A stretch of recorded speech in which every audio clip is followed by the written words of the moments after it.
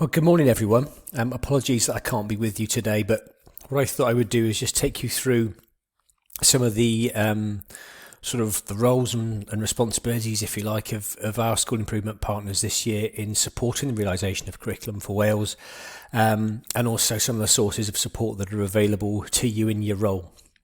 So in the first instance, one of the things we try to do here in this table is set out the kind of knowledge and understanding we think that you'll need in your role as you go forward in supporting Curriculum for Wales. Broadly, that understanding of the Journey to 2022 document, that those shared expectations developed by ourselves, Welsh Government and Estyn, which is due for publication next Wednesday, the 22nd of September, and how that can be enacted then into practice.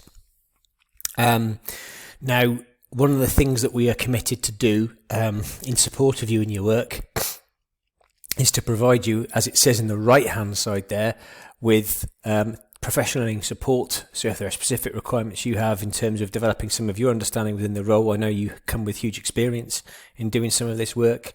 We'll give you access also to aspects of the professional learning programme, so senior leaders and middle leaders, if you think that's going to be helpful in supporting the schools that you are working with.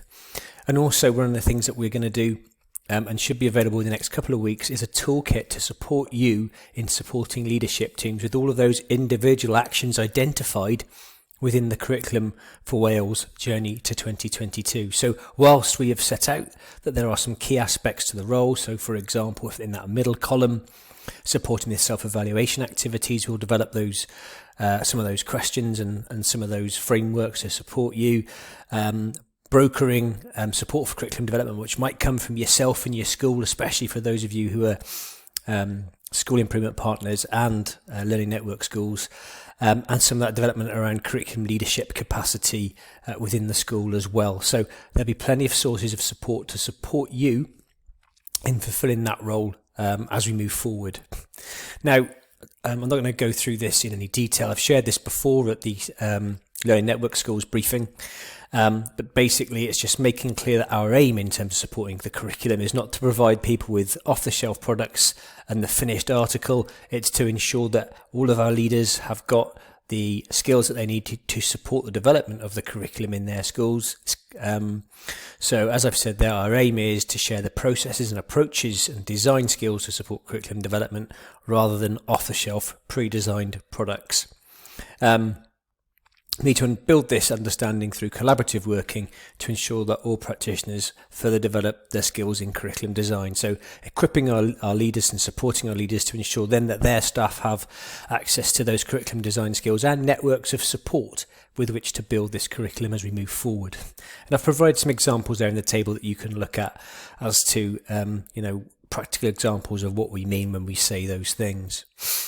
What I've also done here is I've summarised for you the key groups or professional learning support mechanisms that are available for schools this year. So if you're working with the school and you think, well, actually what they could do with there is some of their middle leaders engaging with the national programme, then what I've done there is I've simply put what the support mechanism is, what its purpose is, who it's for, how you can gain access to that professional learning support, and whether that support is available on demand. And what I mean by that is, can I download and watch it at my own leisure, or when it best suits the school leaders or and their teachers who they're working with. Okay, so that's all captured in this table. So you've got the two professional learning programmes there in our task and finish group, which we are trying to encourage all schools to engage with over the course of this year.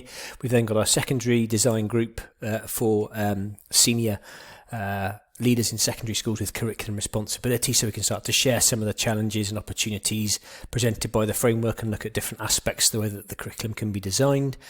We've got some AOE design and development groups there.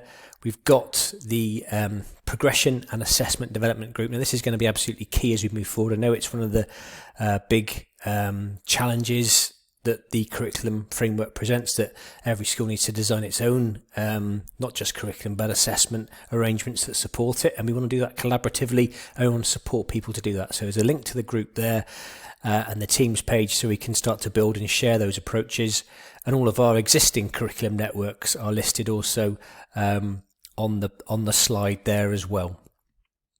And then on this last slide, what I've tried to do is to share some of the key links to some really basic resources to help support planning and so on. So, for example, the Curriculum Essentials poster there provides basically a two-sided poster with all of the key aspects and elements of the curriculum that need to be considered when developing curriculum design. So that was just a really quick walkthrough of what we think the role is going to entail this year, and also some of the sources of support that are available. If you want to know more, if you want any additional information support, please feel free to email me.